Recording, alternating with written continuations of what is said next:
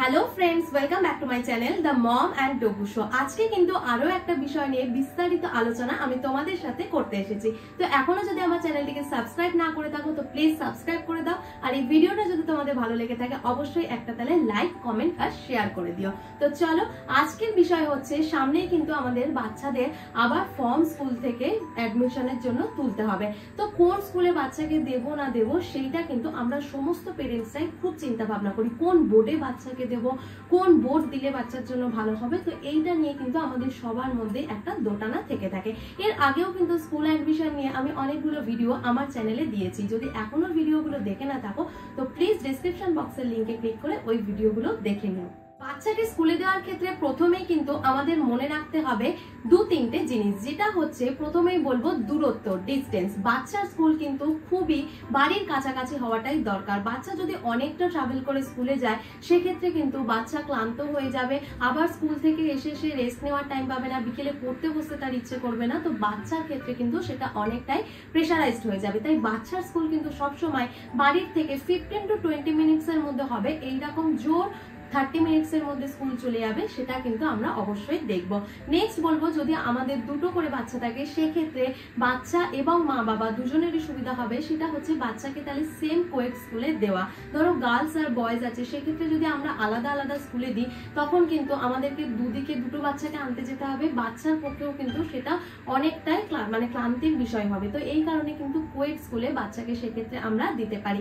আর next বলবো একটা ভালো বোর্ডের স্কুল, যে স্কুলটা সব সময় আমাদের বাচ্চার জন্য খুবই উপযুক্ত হবে। তো চলো, সেই রকমই একটা বিষয় কিন্তু আজকে আমি আলোচনা করব যে সিবিএসসি না আইসিএসসি কোন বোর্ডটা ভালো, আর এই দুটো বোর্ডের মধ্যে ডিফারেন্স কি আছে। দুটো বোর্ডই তো অবশ্যই খুবই ভালো, কিন্তু ডিফারেন্স কি আছে, আমরা কেন মা বাবারা এত সিবিএসসি দেবো না আইসিএসসি তে দেবো এইটা নিয়ে এতটাই ভাবি। তো আমি কিন্তু আমার একেবারে নিজস্ব এক্সপিরিয়েন্স থেকে, আমার ছেলের ফর্ম তোলা থেকে আমি দেখেছি এই স্কুলে এই আছে, এই স্কুলে এই আছে। তো সেই সব বিষয়গুলোই কিন্তু আজকে আমি তোমাদের সাথে আলোচনা করছি। ফার্স্টেই বলছি স্কুলগুলোর ফিস কেমন হয়। আইসিএসসি স্কুল কিন্তু সব সময় একটু কস্টলি হয়, একটু এক্সপেন্সিভ হয়। আইসিএসসি স্কুলের ফিস কিন্তু বেশি হয়, যেহেতু ওদের অনেক প্রজেক্টের কাজ থাকে, অ্যাসেসমেন্ট থাকে। তো এই অনুযায়ী কিন্তু স্কুলের খরচাটা আইসিএসসি বোর্ডে একটু বেশি হয়। কিন্তু এখন যেহেতু সিবিএসসি স্কুলগুলোতে এয়ার কন্ডিশন থাকছে, বিভিন্ন রকমের ল্যাবরেটরি রুম ওরা রাখছে, 3D প্রজেক্ট রুম রাখছে, তো এই কারণে কিন্তু এখন আইসিএসসি আর সিবিএসসি অনেকটাই কিন্তু ফিজের অতটা হেরফের থাকে না, অনেকটা কিন্তু সেম লেভেলে আসছে। নয়তো কিন্তু আইসিএসসি স্কুলের ফিজ সব সময় বেশি থাকে। আর আমরা বাচ্চাকে প্রথম থেকে জেনে এমন একটা স্কুলে দেব যে যাতে ওই ফিজটা আমরা বাচ্চার জন্য 12 লেভেল অবধি চালাতে পারি। এমন নয় যে আজ আমি ভর্তি করে দিলাম, কাল পারছি না, অন্য স্কুলে চেঞ্জ করে দেবো। যদি আমাদের ট্রান্সফারেবল জব না হয় সেক্ষেত্রে সবসময় মাথায় রাখবে বাচ্চাকে একটাই স্কুলে রাখার। বারবার স্কুল চেঞ্জ করলে কিন্তু বাচ্চার ফ্রেন্ড সার্কেল চেঞ্জ হয়ে যাবে, টিচারদের প্রতি ওদের যে মানসিকতাটা সেটা চেঞ্জ হবে। তো বাচ্চার কিন্তু তখন অ্যাডজাস্ট করতে অনেকটাই সময় লাগবে।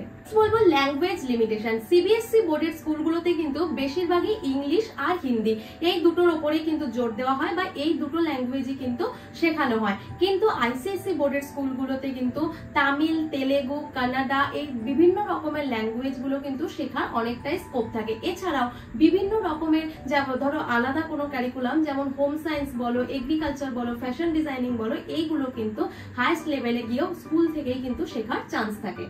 সিবিএসসি বোর্ডের সিলেবাসে কিন্তু খুব বেশি সায়েন্স আর ম্যাথামেটিক্স এর উপরে ফোকাস করে, ওরা কিন্তু ডিটেইলে কোনো কিছুই পড়ায় না। অন্যদিকে আইসিএসসি বোর্ডে কিন্তু খুবই কম্প্রিহেনসিভ ব্যালেন্সড সিলেবাসের উপরে ফোকাস করে। ওরা কিন্তু একটা ওভারঅল এডুকেশনটাকে ফোকাস করে, একটা ইকুয়াল এমফাসিস যেমন আর্ট, সায়েন্স, ল্যাঙ্গুয়েজ এই সমস্তটার উপরে কিন্তু ওরা অনেকটাই বেশি প্রেসার দেয়। বলবো সিবিএসসি কারিকুলাম কিন্তু easier more than ICSE, but ICSE যে সিলেবাস ওটা কিন্তু more difficult than CBSE. CBSE তে টিচারের সংখ্যা বেশি থাকে। আমরা বাচ্চাদের যখন টিউশনে দেব তো সেক্ষেত্রে আমাদেরকে সবসময় দেখতে হবে কোন বোর্ডের টিচার আমরা বেশি পাচ্ছি।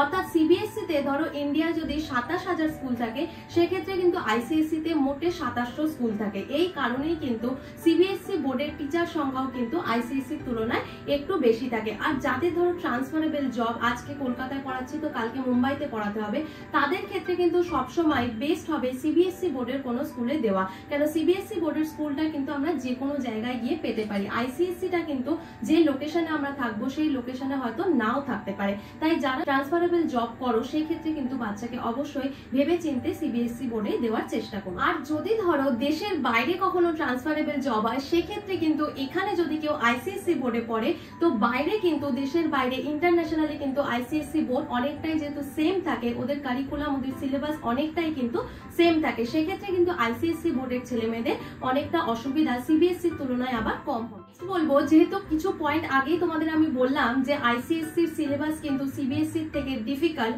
তাই আইসিএসসি তে যেমন প্রেসার থাকে বা আইসিএসসি সিলেবাস যেমন টাফ হয়, সেক্ষেত্রে কোনো বাচ্চা যদি ছোট থেকে একেবারে আইসিএসসি বোর্ডে থাকে 10-12 লেভেলেও সেই স্কুলেই থাকছে সেই বোর্ডেতেই থাকছে, তখন কিন্তু বাচ্চার খুব একটা অসুবিধা হবে না। কিন্তু সিবিএসসি বোর্ডের ক্ষেত্রে উল্টো হয়, তখন 10-12 স্ট্যান্ডার্ডের পড়াশোনা কিন্তু ওদের ছোটবেলা থেকে একটু টাফ হয়।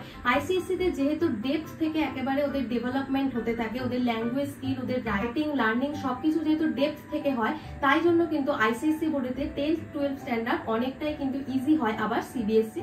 নেক্সট বলবো যারা ধরো সিবিএসসি বোর্ডের হতে পড়বে বা কম্পিটিটিভ এক্সাম যখন তারা দিতে চাইবে, সেক্ষেত্রে কিন্তু কম্পিটিটিভ এক্সামের জন্য যেমন ধরো জেইই, এনইইটি, নিট, জি এইগুলোর জন্য কিন্তু অনেকটাই সুবিধা হবে সেই রকমের কম্পিটিটিভ এক্সামে বসতে, যেহেতু তারা ছোট থেকে সিবিএসসির সিলেবাসের মধ্যে অন্তর্ভুক্ত ছিল। আবার অপরদিকে কিন্তু আইসিএসসি বোর্ডেতে যারা পড়েছে তাদের গ্লোবালি অর্থাৎ ইন্টারন্যাশনালি কিন্তু কাজের সুবিধাটা বেশি থাকে, যেহেতু তোমাদেরকে বললাম যে ইন্টারন্যাশনালেও কিন্তু আইসিএসসি বোর্ডের মতোই যেহেতু ওদের সেম কারিকুলাম থাকে, তো সেই কারণে কিন্তু ওদের গ্লোবাল অপরচুনিটিসটা অনেকটাই বেশি থাকে। এই কটা ডিফারেন্স আমি তোমাদের সামনে বললাম সিবিএসসি আর আইসিএসসি নিয়ে, আশা করব তোমাদের সেটাতে কিছুটা হলেও হেল্প হবে।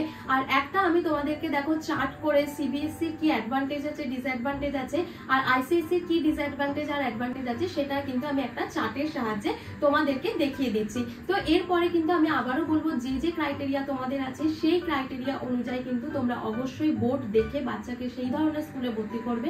আর ফি স্ট্রাকচার বলো বা কোয়েড বলো বা ডিস্টেন্স বলো, প্রথমে যে তিনটে মেন ক্রাইটেরিয়া বললাম সেইটাকেও কিন্তু সবসময় আমাদেরকে মাথায় রেখে বাচ্চাকে স্কুলেতে ভর্তি করতে হবে। তো আজকের এই ভিডিওটা এটুকুই রইলো, আশা করবো তোমাদের ভালো লেগেছে। আর যদি কোথাও কোনো ডাউট কমেন্ট বক্সে জানাতে পারো। আর আজকে এটুকুই রইলো, আবার নেক্সট ডে দেখা হচ্ছে নতুন কোনো ভিডিও নিয়ে। আর এখনো সাবস্ক্রাইব না করে থাকলে এক্ষুনি সাবস্ক্রাইব করে ফেলো। তো bye bye, thanks for watching.